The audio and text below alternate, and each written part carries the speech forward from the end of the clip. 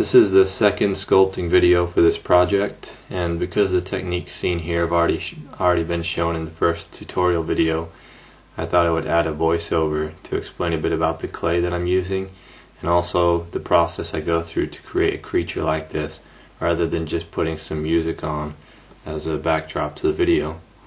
I think I've mentioned that this clay is super sculpty firm. For those who don't already know, polymer clay is a man-made clay that contains PVC and liquid plasticizers. Now, there are a number of brands on the market, all of which have different characteristics. These include Sculpey, Fimo, and Primo, to name a few. Also, with each brand you'll find a wide range of clay products, including clays of different colors, metallic clays, transparent and translucent clays, clay softeners, and so on. Some of these clays are suited more particularly to hobby and craft work, such as bead making, caricatures, and doll making, and whatever else you can think to do with them. Other clays on offer are more particularly created for professional sculpting, such as the Super Sculpey and Super Sculpey Firm clays that I've used over the years. Super Sculpey is a flesh-toned color and is significantly softer than Super Sculpey Firm. This is one of the reasons I chose to switch to the firmer variety many years ago. Also, I like that Sculpey Firm is gray in color, which shows up your detail work much better than the original fleshy looking stuff. With so many options, it may seem quite daunting to know which clay brand or blend to use, especially if you're new to sculpting. All I can say is that in order to have a preference, you need to use a variety of different clays and make up your mind for yourself. That being said, I don't always use clay to sculpt. Sometimes sculpting putty is a much better medium. It just depends on what I'm sculpting. So just use what works best for the job you're doing. Generally, I use polymer clay because it's convenient. You can bake it hard in a relatively short time in your kitchen oven, and you don't need to worry about it drying out in the meantime whilst you work to finish your project. This last point is particularly important to me because most of my projects take months to finish due to constraints on my time. Now, so I wanted to explain a bit about the sculpting process I use. Typically, when I've seen professional sculptors sculpt, they create a character or creature from concept to finish through conceptualizing and designing on paper. Now, this may start with just some rough sketches at first, but by the time they begin sculpting, they will have a detailed drawing which, if possible, is on a 1-to-1 scale. In fact, not only will they have a single drawing, they'll have several of the subject from different angles.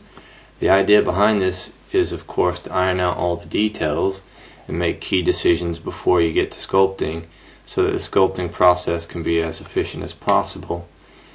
In addition, they'll likely have hordes of reference photos and drawings of relevant anatomy, skin textures, etc.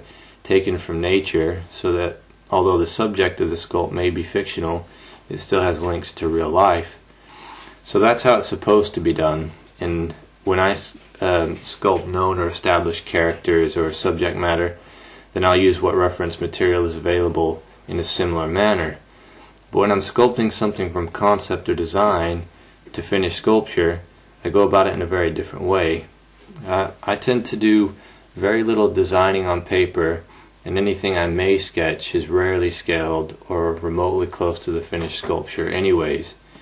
For whatever reason, I find it difficult to take a concept from mind's eye to paper. It's much easier to go straight from an idea to clay. I often feel when I'm sculpting that the sculpture tends to evolve and materialize in a very unimposed way, the product of the act of sculpting rather than the product of a planned and designed project. This, of course, makes my process less than efficient, but also allows me to be pleasantly surprised at the kinds of things that do materialize. My design process, therefore, takes place mostly in my mind, whether it be premeditated or completely spontaneous whilst I'm sculpting.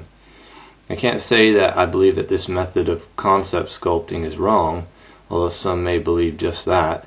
But certainly if you're up to it, you should design on paper before you get to sculpting. I say that because oftentimes sculpting requires efficiency, in order to encourage the process to continue. If a project begins to lag and takes longer than you have patience for, then your creative potential can suffer. You may find, like I have, that you just want to get the project over with, and that means corners get cut, and at some point later in time you'll find yourself unhappy with your efforts.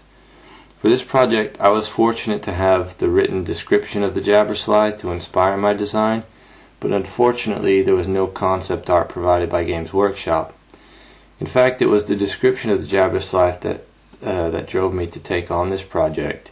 It just sounded like such an insane creature that I loved the challenge of designing something that would do the description they provided justice. So knowing that the Jabberslythe was a concoction of toad and sludge drake and multi-limbed like an insect, I came up with the design you see before you. So although it didn't have any concept art, the very vivid description provided by Games Workshop was enough to conjure up clear images and ideas that I used to create this sculpture so far. So hopefully this has been somewhat of an insight into this project and how I sculpt. There are of course many more videos to follow before we get this Jabberslythe finished, so subscribe and feel free to give me any feedback you may have. Thanks for watching.